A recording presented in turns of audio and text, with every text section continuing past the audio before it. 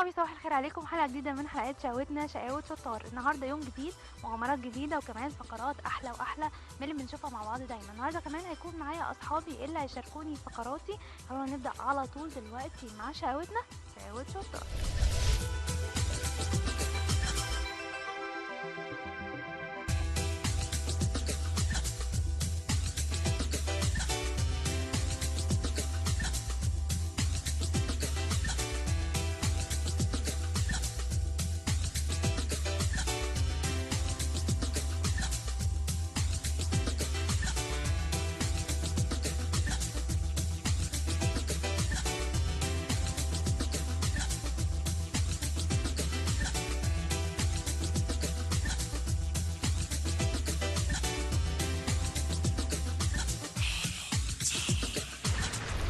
اصحابي وصلنا مع بعض دلوقتي لفقره الكوكينج. النهارده هنعمل حاجه جميله جدا كلنا بنحبها. كلنا بنحب الكيكس، وكمان لما تكون الكيكس بتاعتنا دي عليها حاجات كمان احنا بنحبها هنحبها اكتر واكتر. ولما نعرف انها سهله هنتعلم ان احنا نعملها، ونعملها كل ما يكون عندنا حد من اصحابنا جاي يزورنا هنقوم نعملها لوحدينا خالص. معايا اصحابي اللي هيساعدوني النهارده. معايا نبيله، معانا روزينا بقى انت هتكلمينا صح؟ طب قولي لنا، انت بتحبي الفروت؟ ايوه، بتحبي اي نوع من الفروت؟ بحب البنانة. بتحبي البنانا؟ طب احنا معانا بنانا النهارده. بتحبيش الابل؟ بحب الابل. طيب وبتحبي الكيك؟ اه، انا هقول لاصحابي الاول احنا هنستخدم ايه. هنستخدم الكيكس، وهنستخدم كمان العسل الابيض، وهنستخدم مربى، اي نوع من المربى احنا بنحبه، مربى فراوله، تين، اي حاجه احنا عايزينها. وبعدين هنستخدم الفروت. احنا النهارده معانا الموزه والتفاحه، وهنجمل بيهم في الاخر شكل الكيكس بتاعتنا. لكن هنعمل ايه؟ هنعمل طبقه الاول من العسل، وبعدين هنعمل طبقه من المربى، وبعدين نبدا نقطع الموز والتفاح اللي معانا ونحطه عليها من فوق، ونقدر ان احنا نقطعه بسكينه بلاستيك. دي سهله جدا عشان ما نعورش نفسنا، وكده مش هنحتاج حد يساعدنا، احنا تكون كل حاجه قدامنا ونقدر نعملها احنا لوحدنا. تعالوا بقى اوريكم ازاي هنعمل الكيكس بتاعتنا دي.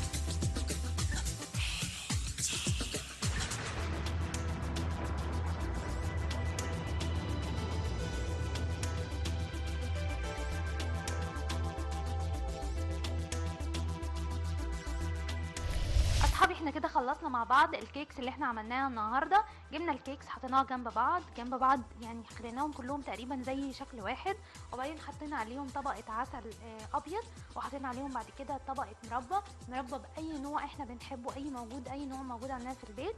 وبعدين بدأنا ان احنا نحط عليه الفروتس. احنا النهارده كان معانا موز وتفاح. قطعنا الموز شرايح رفيعه وحطيناها عليها، وكمان قطعنا التفاح وحطيناه عليها من فوق، وبقى شكلها في الاخر شكلها جميل جدا.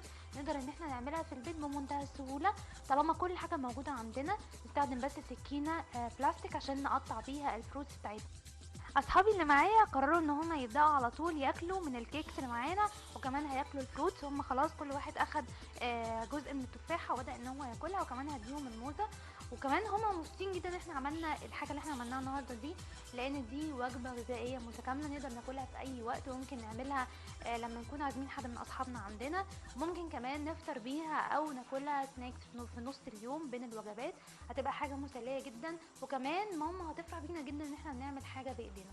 كده احنا خلصنا مع بعض فقره الكوكينج. خليكم معانا، هيكون معانا فقرات تانية كتير من شقاوتنا شقاوة سلطان.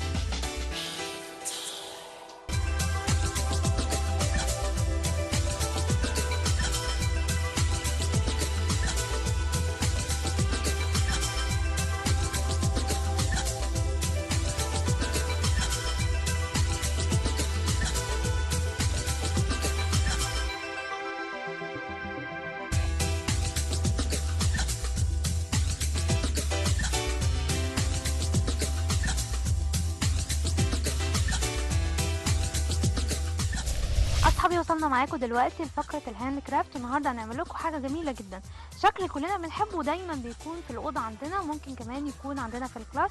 هنعمل شكل الساعه.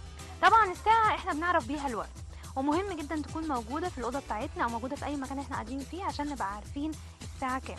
طبعا ده شكل للساعه، لكن اكيد دي مش ساعه شغاله. احنا كلنا بنبقى لابسين ساعات في ايدينا، لكن بنحب في اي مكان نكون قاعدين فيه يكون في شكل للساعه. الساعه بقى دي بسيطه جدا وسهله، وهنعرف نعملها مع بعض بسهوله. لكن كمان اللي هيساعدني النهارده في ان انا اعمل الساعه لارا وتلات. نروح بقى لاصحابنا ونقول لهم احنا هنعمل ايه النهارده، هنستخدم ايه عشان نعمل الساعه دي. هنستخدم طبق بلاستيك، ده هنلاقيه موجود عندنا في البيت او سهل نجيبه من السوبر ماركت. هنستخدم كمان الفوم ده بنلاقيه في المكتبه، وبنجيبه ونبدا ان احنا نرسم عليه الاشكال بتاعتنا اللي هي شكل الساعه، الارقام اللي موجوده عليها من 1 لحد 12، وبعدين نبدا نقصهم بالمقص بتاعنا لحد ما نجهز كل الاشكال اللي عندنا. كمان هنحتاج نعمل شكل مثلث زي ده، 1 2 مثلثين رفيعين كده عشان نعمل بيهم شكل عقرب الساعه. طيب الساعه بتاعتنا زي ما احنا شايفين متلونه، هنحتاج بقى نجيب الوان، ونبدا ان احنا بالفرشه كده والميه ناخد من الالوان ونلون الطبق بتاعنا عشان يبقى شكل الساعه دي. انا معايا طبقين، واحد للارا واحد لتلا، وكمان معايا الالوان الجميله. كل واحد هيختار لون ويبدا ان هو يلون شكل الطبق بتاعنا، وبعدين نبدا نلزق عليهم الساعه، ارقام الساعه اللي عندنا لغايه لما نطلع الشكل النهائي. نبدا على طول مع اصحابي.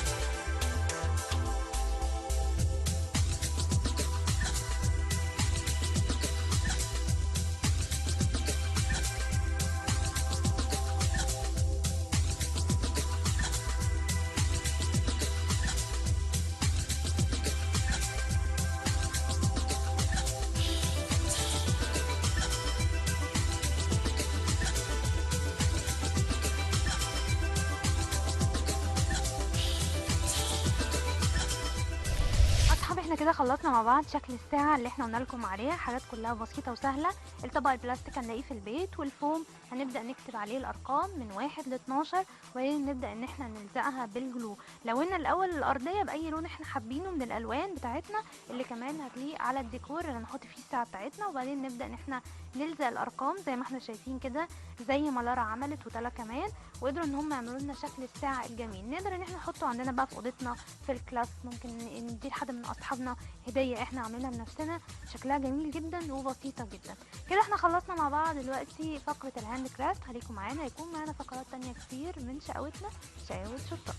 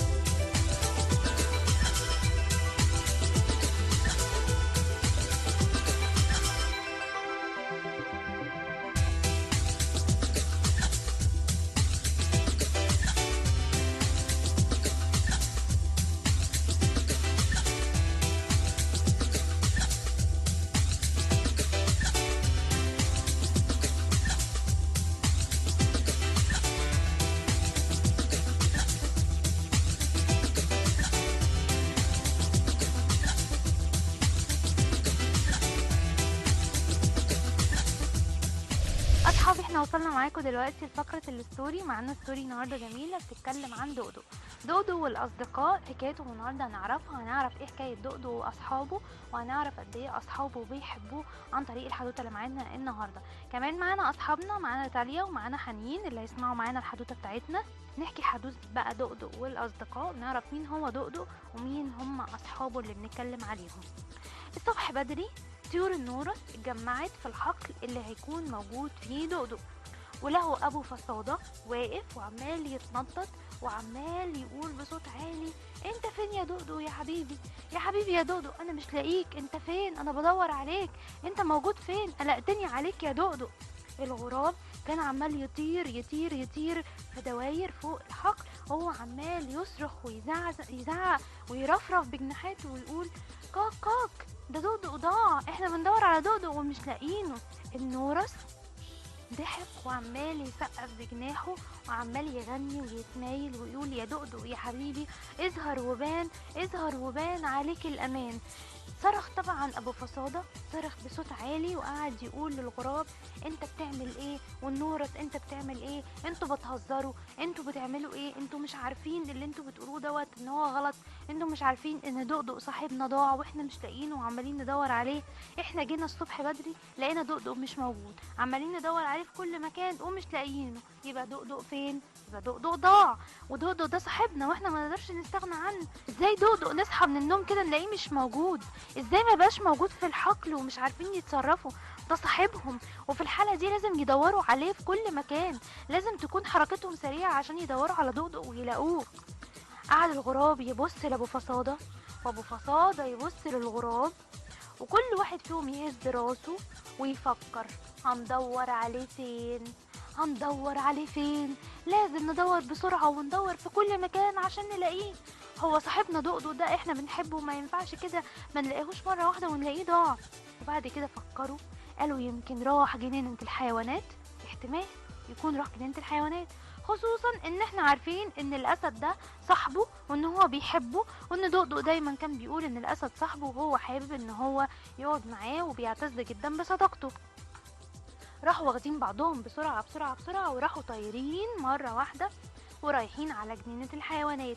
لقوا الأسد قاعد عمال ياكل اللحم اللي هو بياكله، فرحان جدا ان هو قاعد ومش همه اي حاجة. سألوه، قالوا له: هو انت ما تعرفش فين دودو؟ قال لهم: دودو ده مين؟ ده خيال مآتة مصنوع من الخشب والقماش، انا مالي، هو مش صاحبي اصلا عشان تيجوا تدوروا عليه معايا. فهم كده سكتوا وقالوا: ده الاسد ده مغرور قوي، ازاي كده يقول بالطريقة دي على دقدق ان هو مش صاحبه؟ قعدوا يبصوا كده لبعض، ولقوا كده ان الاسد مش عارف هو فين، وقعد يعمل صوت عالي وزئير كده، وبقوا خايفين منه. قالوا الله، لما هو مش عند الاسد طب يكون راح فين؟ قالوا خلاص ماشي، يدوروا في مكان تاني. راحوا قعدوا يلفوا كل حديقة الحيوان، ما لقوش دقدق. قعدوا يسألوا كل الناس اللي موجودة، ما لقوش دقدق، ومش عارفين دقدق راح فين. وقعدوا يصرخوا ويدوروا ويقولوا قد ايه الاسد ده مغرور، وقد ايه ما يعرفش معنى الصداقة الحقيقية، ما يعرفش عنها اي حاجة. وسابوه ومشوا. وهم ماشيين وطايرين في الجو، لقوا اصوات كتير جدا عماله تغني دقدق دقدق دقدق دقدق، وعمال يقولوا خيال مآتة، خيال ضايع واسمه دقدق. دقدق ده صديق الجميع، عرفناه في مهرجان القراءة للجميع. فين يا ولاد الحلال دقدق؟ قعدوا يدوروا لحد ما لقوا ان الصوت دوت جاي من اتوبيس مدرسة ماشي. فضلوا ماشيين لحد ما لقوا كل الاطفال اللي قاعدين هنا جوه الاتوبيس عمالين يغنوا بصوت عالي جدا ويقولوا بيف بيف دقدق دقدق يا حبيب. قالوا يعرفوا دقدق فين. راحوا رايحين طايرين وواصلين لحد الاتوبيس، وجم قدام الاتوبيس وقعدوا يرفرفوا بجناحاتهم، لدرجة ان سواق الاتوبيس وقف مرة واحدة وصرخ فيهم وقال لهم انتوا ايه اللي حصل لكم يا طيور؟ انتوا اتجننتوا ولا ايه؟ انتوا هتعرضونا للاذى وهتعرضوا نفسكم للاذى. احنا بنغني ورايحين رحلة، انتوا مالكوا بينا؟ وازاي تيجوا تقفوا قدامنا بالشكل دوت؟ لكن هم قالوا لكل الاولاد اللي موجودين، قالوا لهم احنا دلوقتي خايفين على دقدق صديقنا ومش عارفين نعمل ايه. دقدق دوت احنا بنحبه جدا وبندور عليه، ولما لقيناكم بتغنوا وبتقولوا دقدق دقدق قلنا يمكن تعرفوا عنهم اي حاجة. اولاد اللي موجودين في الاتوبيس قالوا احنا مش هنستمتع بالرحلة ولا باي حاجة طول ما دقدق ضايع ومش لاقيينه. وقرروا ان هم يروحوا بعد ما يخلصوا اليوم بتاعهم يدوروا في كل الحقل ويدوروا على دقدق. وبعد ما اشعة الشمس راحت، راحوا الحقل وبدأوا ان هم يدوروا في كل مكان على دقدق، وقعدوا يغنوا ويقولوا اظهر وبان يا دقدق وعليك الامان يا دقدق. لحد ما لقوا مرة واحدة دقدق طالع من الشباك مع حسان. حسان دوت ابن صاحب الحقل، وبصلهم من الشباك وقال لهم ايه الاغنية دي يا اصحابي؟ الاغنية دي جميلة قوي يا اصحابي، انا مبسوط قوي بيها. قالوا له انت كنت قاصد ان انت تلعب معانا ولا كنت بتعمل ايه؟ قال لهم لا خالص، انا بفتكر كنتوا اصلا اللي بتلعبوا لعبة الاستغماية وعاملين تقولوا خلاويص خلاويص.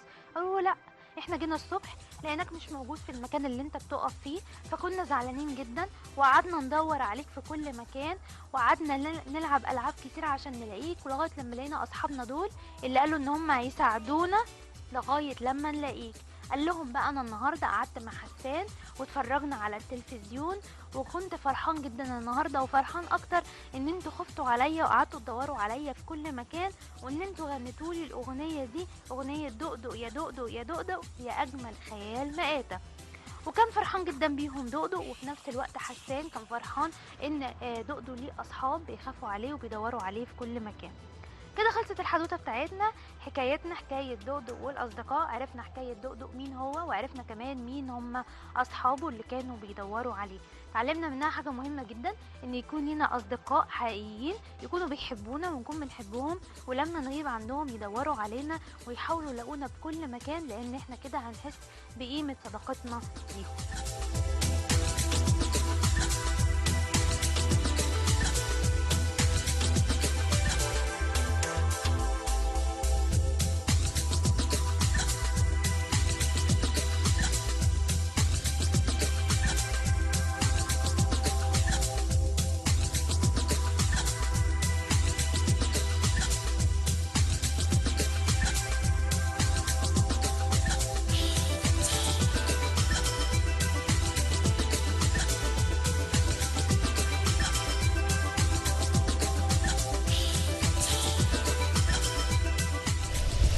كده خلصت كل الفقرات اللي كانت معانا النهارده. يا رب فقراتنا تكون عجبتكم. كل يوم بيكون معانا فقرات جديده، دايما تابعونا، وشقاوتنا شقاوة شطار.